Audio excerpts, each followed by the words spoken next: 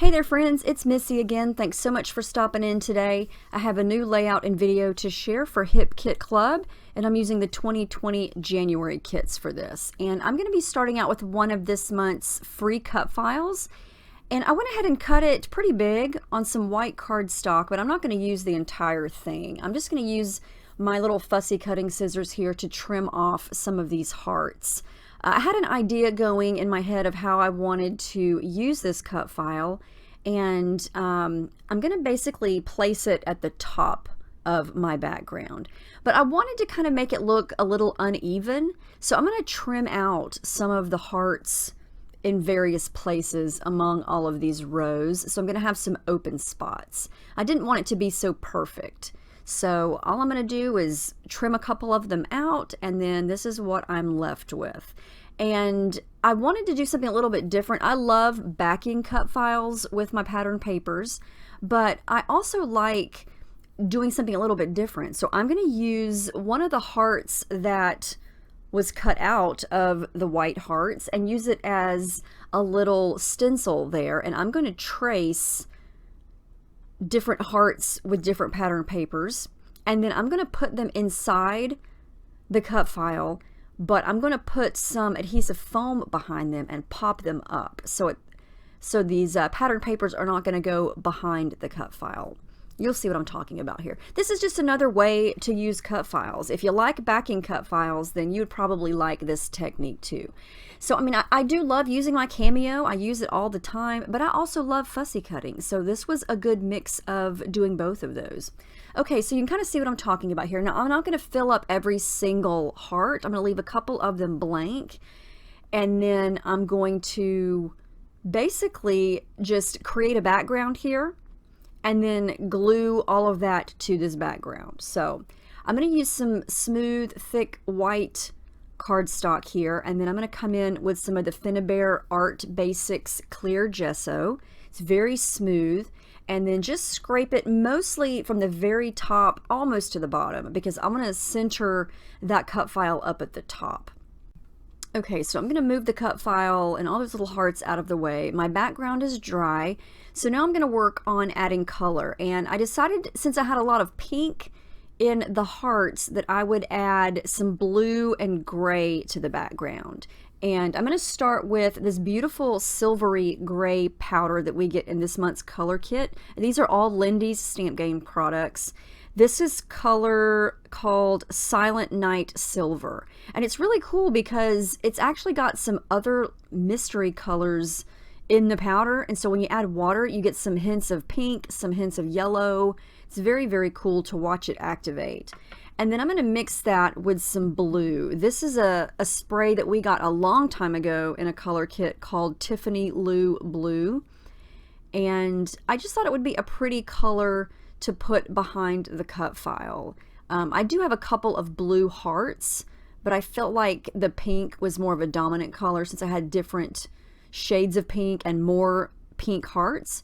So I thought blue mixed with a little bit of the silver gray color would be a pretty background color. And I've been really wanting to use the silver color on a white background. I don't think I've used this silver since my very first layout that I created with these kits, when I used the gray background. And so I really wanted to incorporate this silver color and just mix it with some blue and see what it would look like. And I really like how this is looking. I think it's going to look pretty with my photo. I haven't shown that yet, but it's going to be a black and white photo, and then I've got some black and white hearts also, so I feel like that's going to work out really well. So you can kind of see what I'm doing with the background. I'm just spraying, I'm adding the powder, I'm adding some water, I'm using my brush, I'm tilting the paper different directions. I'm just kind of letting it run and blend and do its thing. I love the soft edges that this creates. And yeah, the gesso is what allows all of this color to just run and blend. You can see that it's not soaking right through the paper, and that's because the gesso acts as a barrier between the liquid and the paper. So I'm going to let that dry a little bit and then bring in my heat gun, and I'm going to kind of just turn the paper all different directions, continue to hold it up, and then just use the heat tool to dry it up a little bit. So I keep bringing the cut file back on top of it. I want to see how it looks. I wasn't sure. I might move it to the side. I might keep it in the center. I do decide to keep it in the middle. But before I add anything to the background, I'm going to finish up with my colors here. So since I do have pink, yellow, and black going on, I wanted to bring a little bit of that color to the background, and I'm going to do that with splatters. Again, I'm using Lindy's. We got a pink color that I just splattered there. That's called Cotton Candy Pink. That's from a long time ago, as well as the Tiffany Lou Blue again. And I don't want to completely roll my paper towels over this to soften it up too much. I did want it to be pretty bold and visible, but I do want to dab a little bit of it up first. So that's what I was doing with my napkin. And then I roll it with my paper towel. And you can see how much it softens that up, but it's still very, very shimmery. And when I'm done with the splatters, you'll be able to see it up close, what it looks like. This is a golden yellow color called Grab a Guy Gold. Very, very shimmery, yellowish golden color. And then I'm going to come in with black. This is a black from my stash. This is from Shimmers, and it's called Night Moves. It's my standard black ink. I've had it for a long time, and it's perfect for splatters. So I'm going to go ahead and get all that done. And now that that's dry, let me show you. Do you see the different shimmery factors in all of those colors? Very, very shimmery. So, so pretty.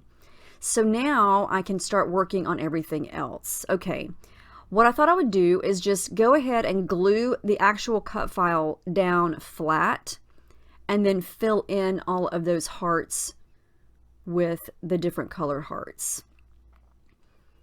And like I said, this is just another option of a way to quote unquote back a cut file. You're kind of doing the same technique, but you're not gluing the paper behind the cut file. You're basically just treating it like a puzzle, and you're going to stick all those hearts right back into the shapes.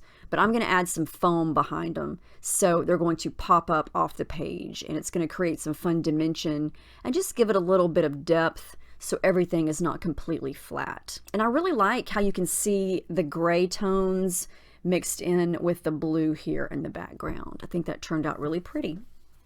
So now I'm going to work on backing all of the hearts with some foam.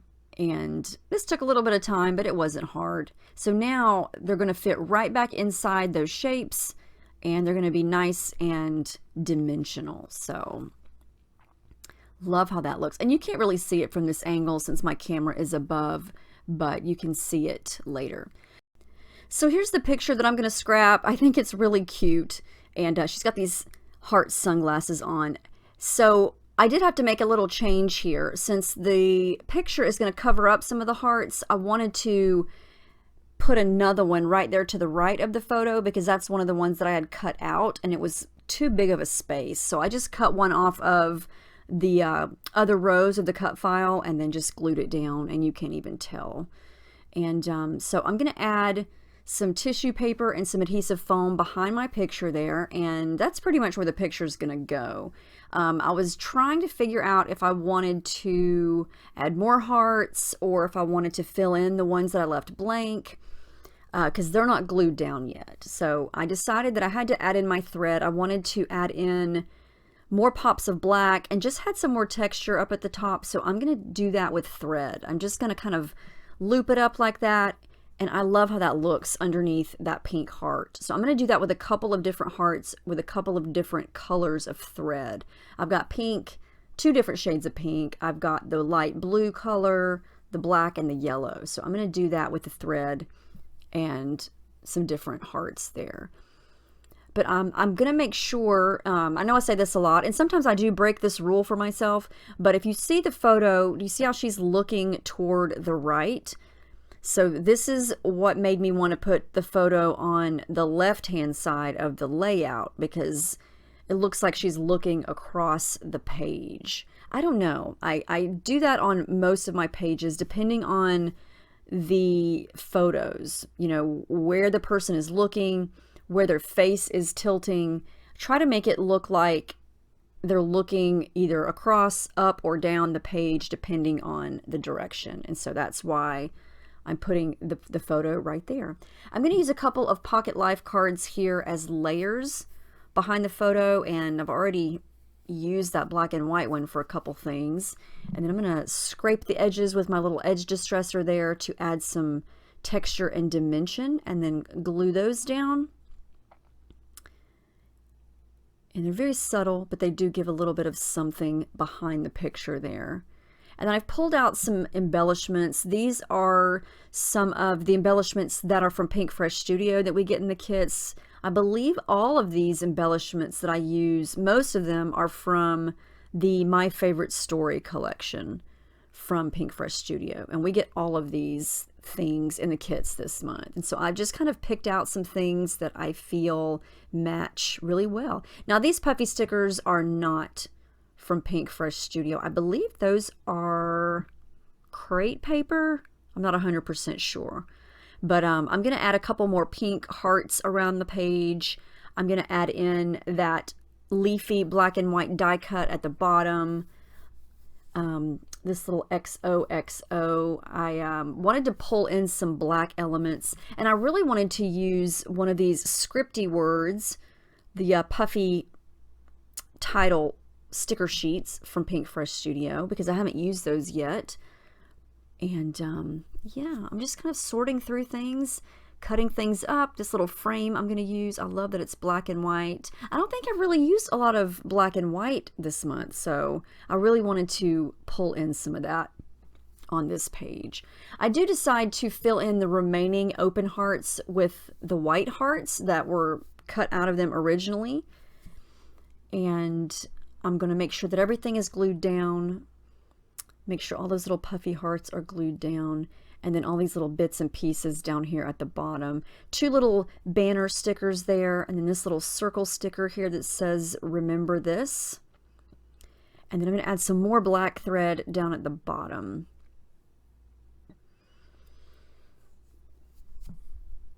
I love this black thread. It loops perfectly. Some of the thread doesn't, but the black just, it cooperates so nicely. I was so happy with the black thread. Gonna glue everything down very carefully. And I would have printed this picture in color, except the glasses that she was wearing were red, and then her shirt was green and white striped, so it totally looked like Christmas. And that's not the color scheme I was going for, so I felt like the black and white worked anyway, because I wanted to pull in more black and white from the hearts.